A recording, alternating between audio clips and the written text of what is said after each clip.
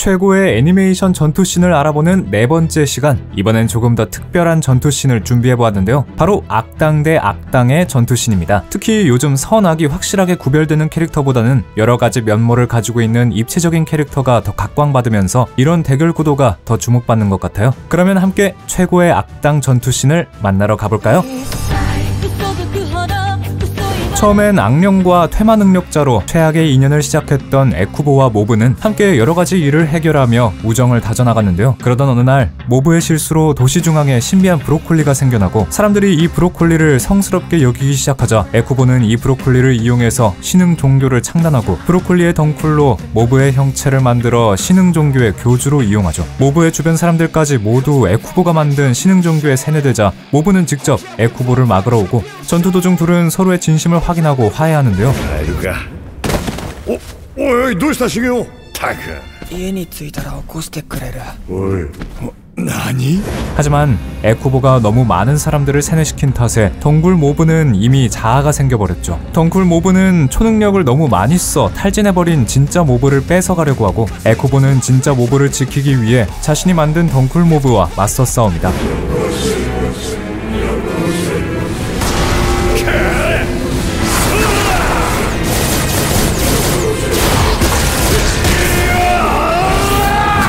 그런데 자아가 생긴 덩쿨모브는 에쿠보의 말을 듣지 않을 뿐 아니라 힘까지 강해져 있었는데요. 심지어 브로콜리 속에 있는 덩쿨을 이용해 무수히 많은 복제품까지 만들어낼 수 있어 에쿠보는 힘으로도 머릿수로도 밀리게 됩니다.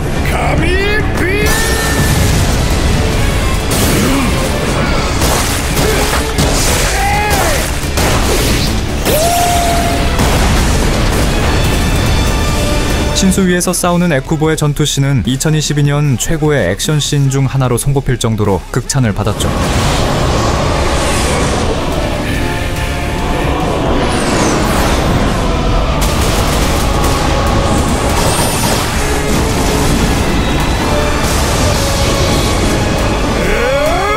결국 에쿠보는 모브에게 세뇌를 걸어 브로콜리 밖으로 나가게 만들면서 유일한 친구인 모브를 지켜내는데요. 한쪽 팔마저 없어진 상태로 끝까지 최선을 다해 염동력을 발휘한 에쿠보는 자신이 만든 모브의 분신을 바닷속에 수장시키는 데 성공하고 행방불명되죠. 이윽고 세뇌에서 풀려난 모브는 에쿠보를 생각하며 눈물을 흘리는 모습을 보이는데요. 감정 표현에 서툴렀던 모브가 펑펑 우는 모습이 가슴이 찡할 정도로 슬픈 데다가 모브가 얼마나 성장했는지를 보여주는 멋진 연출이었다는 반응이 많았습니다.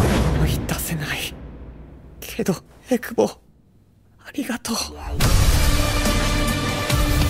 빌런 연합의 행동대원이자 어마어마한 비밀을 숨기고 있는 빌런 다비. 항상 히어로들을 궁지에 모는 악의 조직인 빌런 연합 소속이지만 대표 전투씬 중 하나는 또 다른 악의 조직 출신 게텐과의 전투이죠. 개성의 해방을 주장하며 사회 전반에 조직원들을 배치해 놓은 무시무시한 조직 이능력 해방군 소속인 게텐. 이능력 해방군은 불필요하게 이목을 끄는 빌런 연합을 탐탁치 않게 여기고 소탕 작전을 진행하는데요. 특히 광역 공격이 가능한 다비를 요주의 인물로 알아본 게텐은 그를 집중 마크하기로 하죠.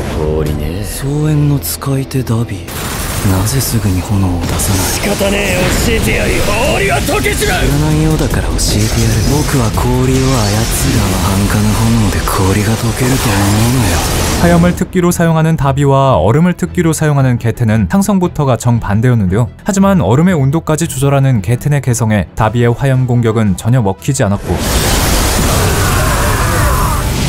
の町氷が特産かああなるほどな異能の強さ以外に生の価値はないお前長く戦えないんだろ 게텐은 다비에게서 탄 냄새가 나는 것을 알아차리고 다비의 몸이 개성을 버티지 못한다는 약점을 가지고 있다는 것을 알아차리죠. 穴からやれよなイラつくぜ氷を操ると言ったはずだが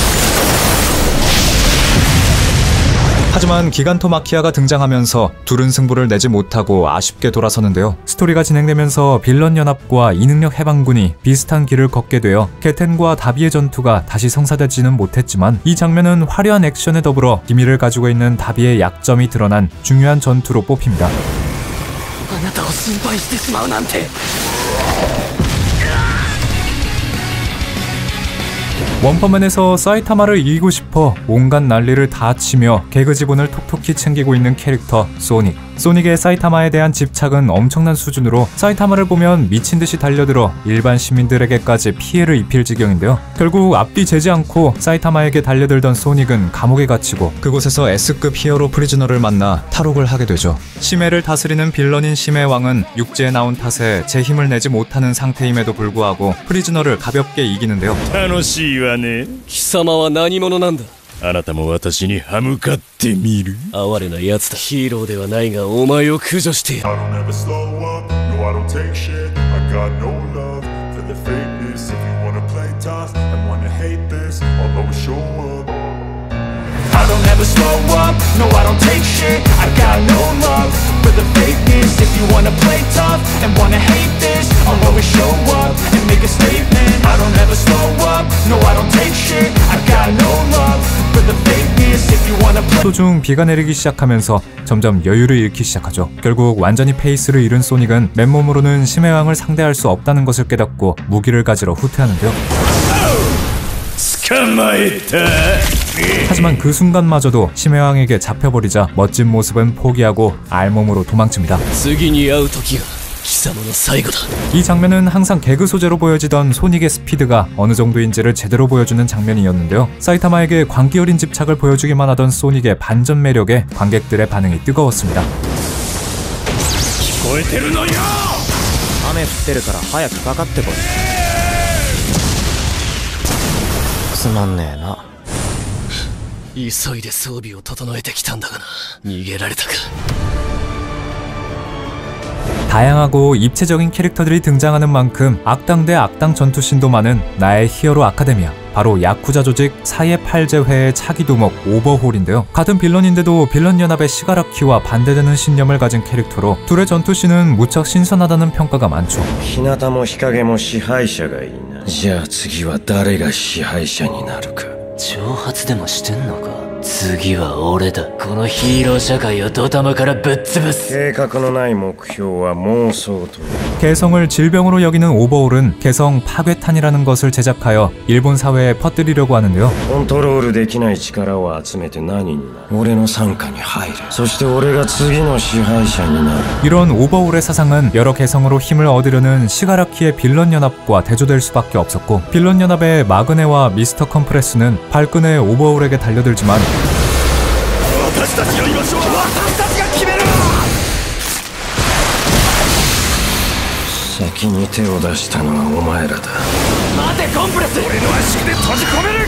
個性が発動できない。 개성 파괴탄에 당해버리고 맙니다. 하지만 시가라키의 공격이 이어지자 오버홀은 부하를 방패막이 삼아 공격을 막는 끔찍한 모습을 보이는데요. なるほど。穴からそうしてりゃ幾分分かりやすかったぜ。こうなると冷静な判断を書く。ちょうど死体は互いに一つ。 여유롭게 빌런 연합에 치명적인 공격을 남긴 오버홀은 시가라키에게 명함을 주고 태연하게 퇴장하죠. 오버홀의 등장은 그동안 빌런 연합 위주로 돌아가던 나의 히어로 아카데미아의 스토리에 커다란 반항을 일으켰는데요. 특히 같은 악당들 중에서도 신념이 반대되고 서로 적이 될 수 있다는 것을 연출하면서 나의 히어로 아카데미아의 장점인 입체적인 캐릭터성을 잘 살렸다는 호평을 받았습니다. 何が次の支配者になるだ。殺しに来たのか。お前が最も嫌がることを考えた。個性消してやるって人間がさ、個性に頼ってちゃいけねえよな。お前が費やしてきた努力はさ、俺のもんになっちゃったよ。頑張ろうな。次は俺たちだ。 바비디의 세뇌에 걸린 베지터, 일명 마인 베지터와 마인 부우의 전투도 빼놓을 수 없는데요. 주인공 손오공만큼이나 인기가 많은 베지터의 새로운 모습에 팬들의 반응이 뜨거웠던 전투이기도 하죠. 베지터의 사악한 마음을 느낀 마계의 왕 데브라는 바비디를 시켜 베지터를 세뇌하게 만드는데요. 세뇌당한 베지터는 손오공에게 싸움을 걸고 한참 전투를 벌이던 도중 에너지가 모여 마인 부우가 부활하게 되는데요. 마인 부우가 부활하자마자 느껴지는 엄청난 기에 손오공과 베지터는 전투를 중단하고 먼저 마인 부우를 쓰러뜨리기로 하죠.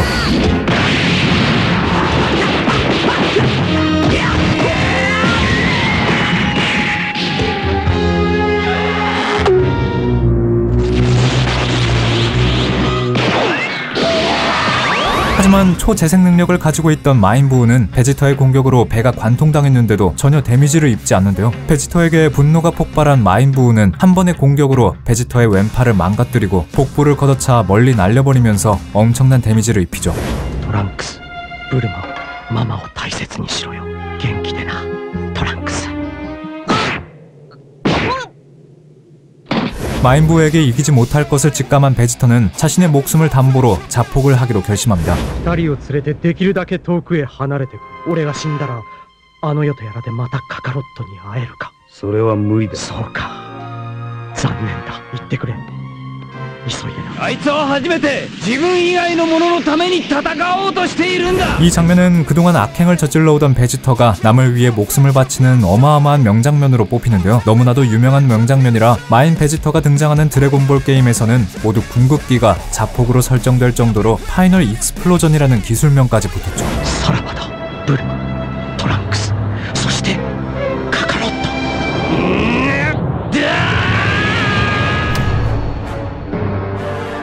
원피스의 최대 떡밥이던 사왕 빅맘과 카이도의 전투 능력. 그런데 난데없이 빅맘과 카이도가 동맹을 맺으면서 원피스 팬들에게 엄청난 충격을 선사했는데요. 특히 동맹을 맺기 직전 카이도와 빅맘이 싸우는 장면은 수많은 관객들을 숨죽이게 했죠. 外してやれよ。何してる。とうとう来やがったな。倫理。カイド。何十年ぶりだろうね。ナポレオン。 두 사왕의 패기가 충돌하자 오니가시마의 하늘이 갈라질 정도로 어마어마했는데요. 殺すと言ったよな。殺されに来るバカがどこにいる。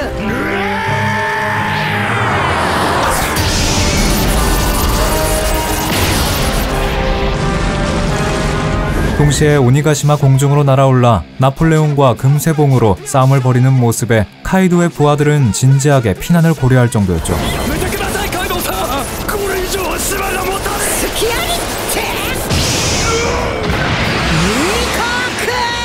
雷鳴発見。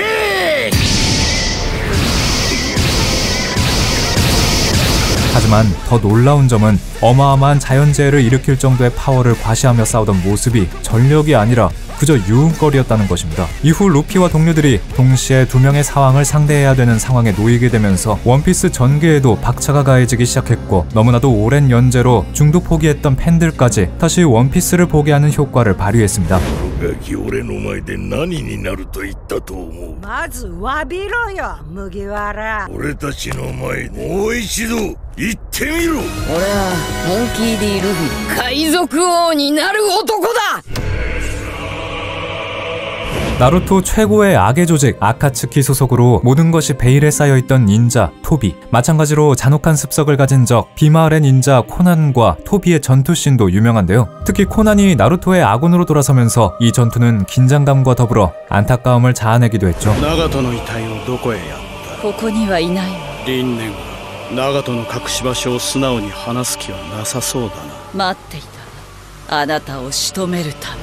輪廻岩を長門に与えたのも俺だ。返してもらうと言った方が正しい。 동료인 나가토와 함께 아카츠키를 탈퇴한 코난은 나가토의 의지를 이어 나루토를 돕기로 결정하는데요. 하지만 나가토의 윤회안을 노린 토비가 비마을을 습격하고 코난은 토비에게 윤회안을 넘기지 않기 위해 최선을 다해 그와 맞서죠.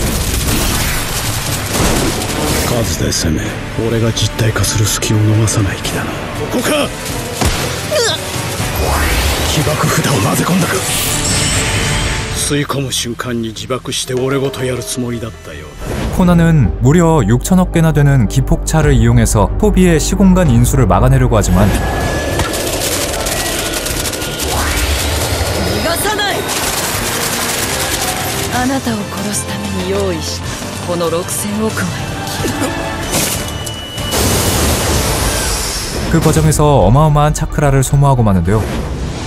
死んだかな。どうして確実に死んだはず。 그 틈을 노린 토비는 코난의 바로 뒤에서 기습 공격을 날리고 코난은 중상을 입고 쓰러지죠. イザナギと現実をつなげることができる内派の禁術。向こうに行ったら2人で後悔するという。 平和などない。 줄곧 비만 내리던 비마을에 무지개가 뜨는 것을 본 코난은 마지막 힘을 내서 최후의 일격을 날리지만 血は散ってもいい花。ここであなたを。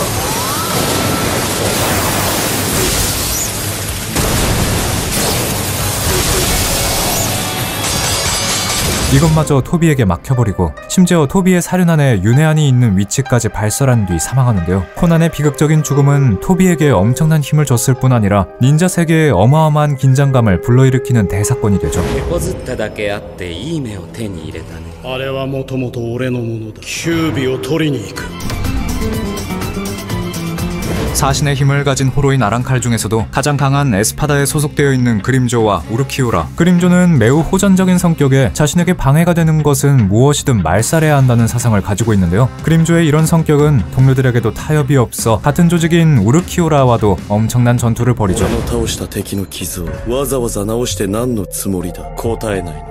まあその女は俺がアイゼン様から預けていただいたものだ。どうしたよ、今日はえらく喋るじゃねえか。ルキオラ!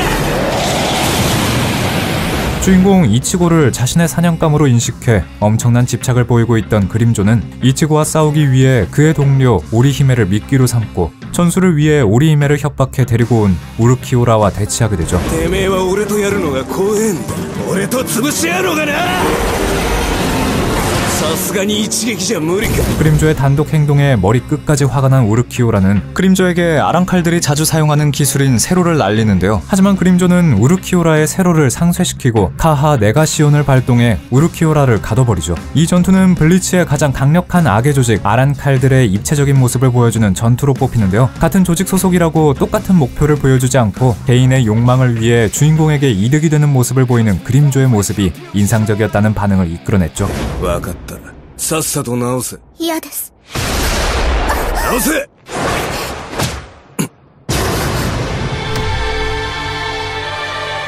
주술회전의 최종 보스이자 저주의 왕이라고 불리는 주령 스쿠나. 스쿠나를 부활시킨 건 조고를 포함한 특급 주령들이었는데요. 부활을 성공시킨 뒤 조고는 스쿠나에게 동료 제의를 하지만 돌아오는 건 스쿠나의 어마어마한 공격이었죠.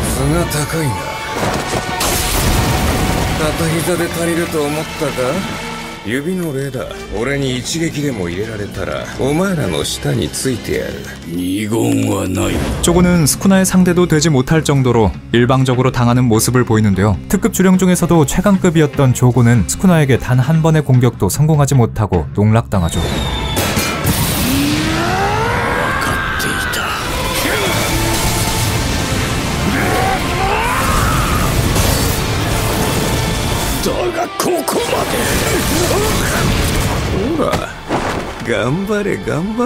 스쿠나의 엄청난 힘에 조고는 마지막 힘을 다해 극번 운을 발동하고 거대한 운석을 떨어뜨리는데요. ならん。俺がよしと言うまで動くのを禁ずる。まだまだまだ。よし。 하지만 조고의 공격은 오히려 스쿠나의 흥미만 불러일으켰고 스쿠나는 조고의 주특기인 화염으로 상대해주겠다며 자신의 필살기인 화염술식을 발동하고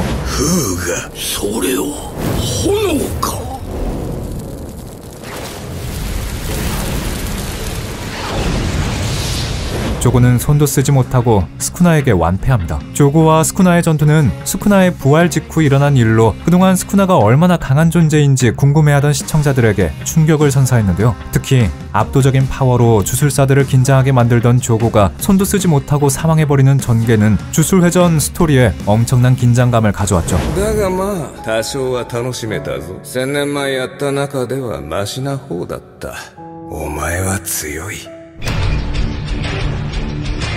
나루토는 장기 연재 만화인 만큼 유명한 전투씬이 많지만 그 중에서도 사스케와 단조의 전투씬은 명장면으로 뽑히는데요. 단조는 사스케의 형인 이타치의 비극적인 운명을 만든 장본인으로 사스케뿐만 아니라 나루토 팬들도 엄청난 분노를 느끼고 있는 캐릭터이죠. その右腕の目はどうした？理由を聞いたところでさらに怒りが増すだけだ。これは 이타치의 죽음 이후 진실을 알게 된 사스케는 단조를 추궁하는데요. 하지만 단조는 오히려 이타치 탓을 하며 사스케의 분노를 폭발시키고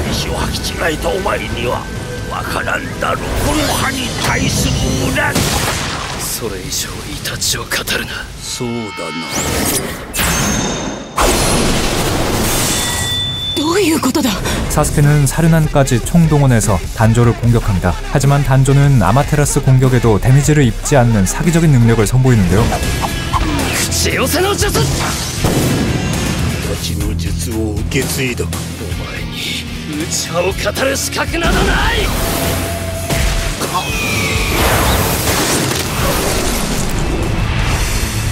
알고 보니 단조는 현실과 환상을 컨트롤하는 궁극의 환술 이자나기라는 동수를 사용하고 있었고, 何人の内派を手にかけた。出したのはイタチだ。イタチのところへ行って説教でもされてくるといいよ。早すぎたな。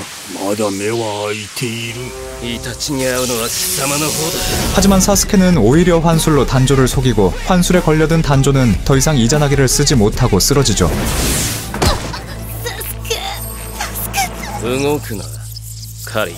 さてサスケどうする。兄さん、まずは一人目だ。 이후 스스로 최후를 맞이한 단조는 제대로 된 장례식조차 받지 못하는데요. 단조의 죽음은 사스케의 심정에 공감해 속 시원했다는 반응과 끝까지 현실에서도 보일 듯한 위선자 캐릭터라 무서웠다는 반응이 많았습니다. 오늘은 이렇게 조금 특별히 일반적인 전투씬이 아닌 악당과 악당의 전투씬을 준비해보았는데요. 주인공만큼이나 큰 인기를 얻고 있는 악당 캐릭터들도 많고, 또 같은 악당이어도 신념적으로 대립되는 입체적인 악당이 많아서 즐거웠던 시간이었어요. 앞으로도 얼마나 매력적인 악당 캐릭터들이 새로 등장할지 많은 기대가 됩니다.